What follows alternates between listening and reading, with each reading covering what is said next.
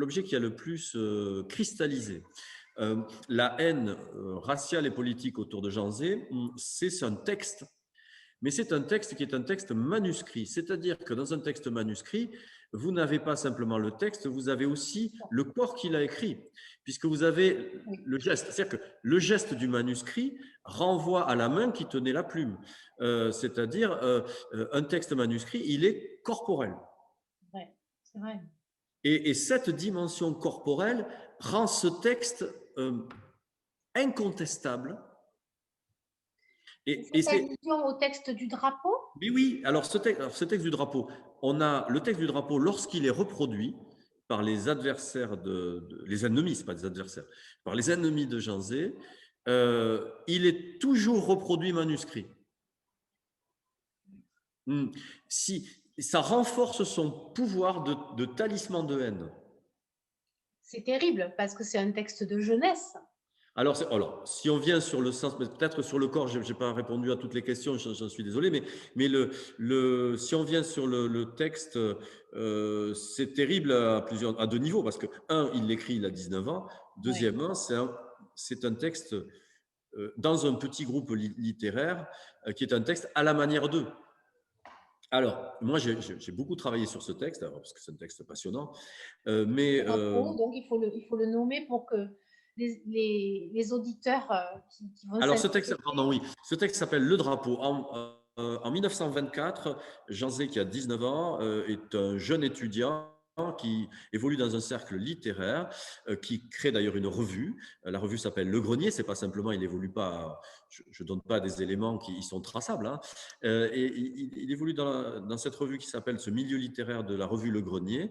Et ils ont entre eux des jeux d'écriture à la manière de. Et lui va rédiger un texte qui est à la manière d'eux, antimilitariste, extrêmement vigoureux, beaucoup plus qu'antipatriote d'ailleurs, mais dont la sentence finale, enfin les derniers vers de ce poème sont les suivants. Parlant du drapeau, puisque le titre du poème c'est le drapeau, je te hais, ignoble symbole, et donc il y a le mot de haine, hein. Je te hais, ignoble symbole, et laisse-moi te dire que tu n'es pour moi que de la race vile des torches-culs. Alors, le drapeau comme torche-cul, le mot de haine, etc., ça va être un incroyable levier de haine, cette fois-ci contre Jean Zay. Et ce qui est d'autant plus terrible qu'effectivement, d'abord, c'est un texte à usage privé. C'est pas du tout destiné à être publié. C'est un jeu littéraire. C'est un jeu littéraire qui, en plus, Jean Zay n'a jamais écrit comme ça. En fait, c'est quelqu'un qui a une écriture drôle, mais toujours retenue, enfin, au sens très, très contrôlé, un très beau français d'ailleurs, même si les idées qu'il exprime, qui sont des idées humanistes en fait dans ce texte. Ce drapeau-là, c'est le drapeau de la guerre, c'est pas le drapeau de la France. Oui. C'est le drapeau de la guerre. Quand on lit le poème intégralement, c'est clair. C'est très net qu'il vise le drapeau qui est sur les champs de bataille. Mais c'est le drapeau de la guerre et il est un jeune pacifiste de 19 ans, comme Prévert l'est à ce moment-là, comme tous les surréalistes le sont à ce moment-là, etc. Il est dans cette génération qui vomit la guerre. Mais quand on voit l'écolier de guerre qu'il a été, on comprend que là, pour le coup, il y a une sortie de guerre qui est une sortie par le refouloir de la haine qu'il a pu lui-même éprouver comme enfant. Et ça, il se dépouille de ça. C'est pour ça que ce poème, c'est aussi un poème de passage à la maturité dans une génération qui rejette la guerre des vieux, hein, celle de tous ceux qui les ont empêchés d'être jeunes, parce qu'il contient tout ça. Et surtout, c'est un poème humaniste, même quand on le lit premier degré, puisque au cœur de ce poème, il a écrit les hommes que nous ne savons pas être. Hein. Donc, ce qu'il reproche au drapeau, en l'occurrence, au drapeau de la guerre, c'est de nous empêcher d'être des hommes et d'avoir des fétiches nationalistes, hein, qui poussent à la guerre. Donc, ce texte qui est un texte de jeunesse, qui est un texte d'une jeunesse pacifiste, ultra pacifiste effectivement, c'est un texte qui lui sera reproché toute sa vie. Pourquoi? Parce qu'en fait, ce texte, il le laisse dans un livre. Tellement il ne compte pas pour lui, c'est un jeu, il le laisse dans un livre. Quelqu'un le retrouve et va le vendre à la presse d'extrême droite. Donc, c'est un texte retrouvé et vendu à l'extrême droite. Et à chaque fois que Zay va sortir dans la vie politique va changer de grade et d'échelon pour devenir un personnage plus important, à chaque fois, le texte ressort. Et ce texte est devenu un texte absolument légendaire dans les milieux d'extrême droite. Un de ses amis racontait que, c'est Gaston Monnerville, qui sera plus tard président du Sénat, racontait que lorsqu'il avait été dans une officine justement de milice, tout le bureau était tapissé avec le drapeau, avec des reproductions de ce texte, le drapeau, avec la reproduction du texte du drapeau.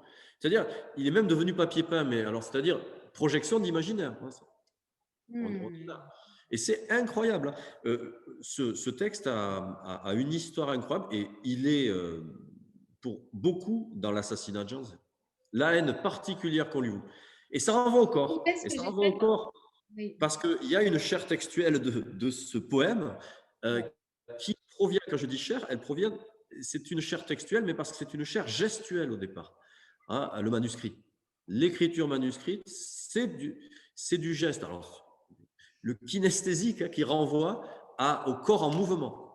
C'est vrai que quand on voit des reproductions, on voit la main en train d'écrire.